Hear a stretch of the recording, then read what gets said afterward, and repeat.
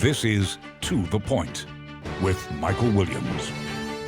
Good morning and welcome. Cities and counties across our community and the nation taking a hard look at their police departments after the killing of George Floyd under the knee of a police officer now charged with second-degree murder. Defunding police is a rallying cry for some protesters, and my guest this morning is West Palm Beach Mayor Keith James. Mr. Mayor, one of the rallying cries for some protesters has been defund the police. What does that mean, and do you support such a move? Well, I don't support defunding the police in the sense that the semantics suggest. When you first hear that, you think of just decreasing or eliminating funding for our police departments, which I'm certainly not in favor of. I think as you drill down deeper into the conversation, what they really mean is reallocating resources, if you will, and maybe redefining some of the work, the scope of work of our police. For example, in the area of homeless, should our police be the primary body dealing with the homelessness problem?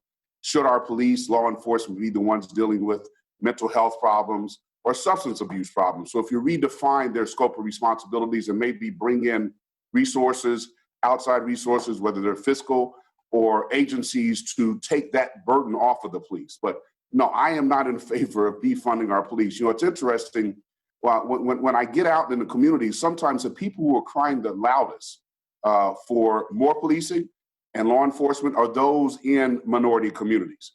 They want the police. And so the challenge is for them to start viewing the police as allies and not adversaries in this battle. How do we get to that place? And in getting there, do you agree with redefining some of the scope of their work as you just suggested?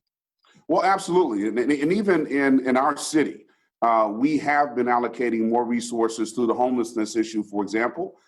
I've always felt that mental health is an area in which we need to bring in resources from outside law enforcement. Our jails and our prisons should not be the largest mental health hospitals in our communities. So I do agree with that we need to look at ways in which to bring in outside resources and redefine and narrow the scope. Now, how do we do that? How do we get to a point where those communities view the law enforcement as allies and not adversaries? It really begins with more aggressive and more active community policing. I'm very proud of the job that's being done in my city under Chief Frank Adderley. I think that we do a very good job of that, and we have to continue. And a lot of it is just conversations between law enforcement and the community so that they can understand and get on the same page with the public safety challenge.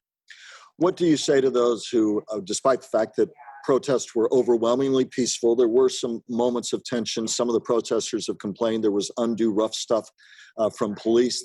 What do you say to that ongoing discussion? You're hearing it. What do you say? Well, you always want to do after-action reports, correct? And so we will continue to look at that. The major kerfuffle, I believe, was Sunday evening, and I got a call about 8:15 from my police chief who said we need to impose a curfew. My officers are under attack with rocks and bottles, et cetera. And so now there's been some disagreement as to what precipitated that. I still stand by the position taken by my officers that whether it was pepper spray or whatever it was, that the action that they took was prompted because there were some unruly agents in the demonstration crowd that started. You know, I don't want to sound like a teacher at a schoolyard play. Who did it? Who shot? Who hit who first? We will continue to look at that in the videotapes. But I believe our officers were under attack before they took more aggressive action. And if you look at the other demonstrations throughout the week, we did not have any repeat of those incidents. Mr. Mayor, talk a little more deeply about your thoughts about changes that we need. So some protesters argue, many argue that there's systemic racism in police departments and it needs to be ripped out, root and branch. Do you believe there's systemic racism in your department? And for those in the community who feel there is, how do you deal with that in terms of policy changes? And how, as you said earlier, do you bring police and their communities closer together if there's that ongoing suspicion and feeling? I do not believe we have systemic racism in our department. Might there be some elements that need to be weeded out? perhaps. And again, I think it's important for leadership at the top, whether it's the police chief or me as mayor, to define to the rank and file what kind of culture, what kind of behavior will be acceptable.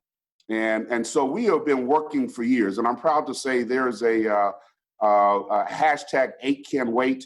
There are 8 policy provisions that have been suggested as part of this conversation, eliminating chokeholds, mandatory de-escalation training, requiring warnings before shooting, requiring the exhaustion of all means. So there are like 8 of those. And I'm proud to say that our department has implemented all 8 of those policies. And again, Michael, just like anything else, it's going to require intentional, continued conversation. Now, that's just criminal justice.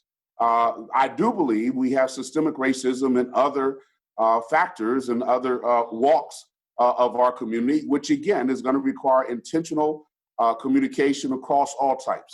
The thing that I'm most delighted by, to the extent you'll be delighted in this day and time, is the breadth and the diversity of those out on the streets demonstrating. This is no longer just Black folks who are marching. You've got whites, you've got folks you've got baby boomers, and you have millennials. You have Black, brown people. I think this is an inflection point in our country's history. People seem to get it. There was something that resonated with that videotape of a man, the police officer holding his knee on the neck of someone for over 8 minutes. And so I'm just hopeful that broader policy changes will result from all of this. Do you want to see civilian oversight boards? They're talking about reenacting that in Miami-Dade County to our south.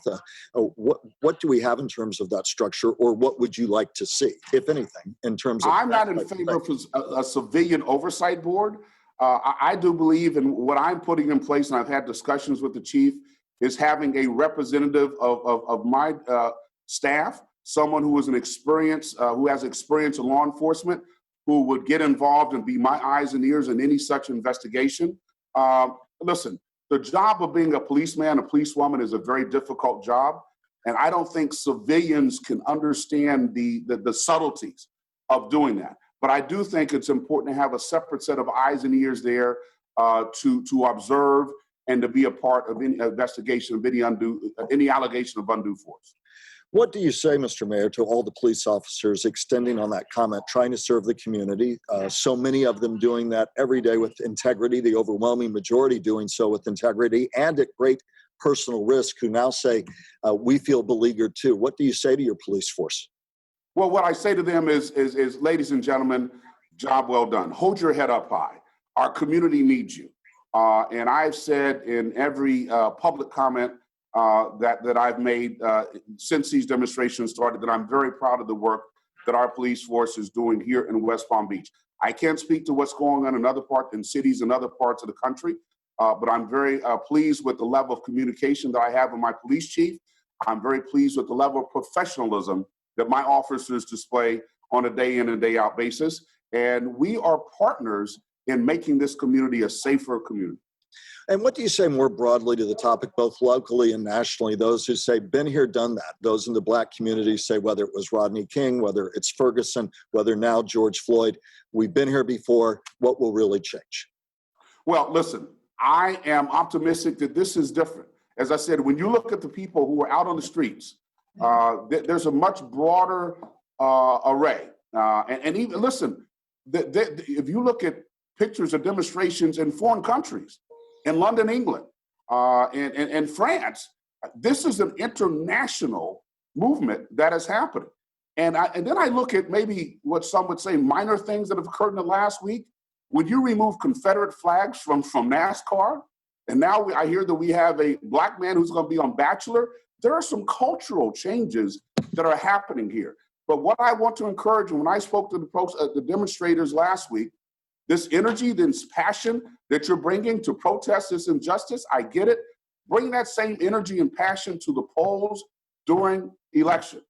Because I don't care what your policies are, what your policy recommendations are, if you don't have the right people in City Hall or in the State House or in the White House, those policies will not be enacted.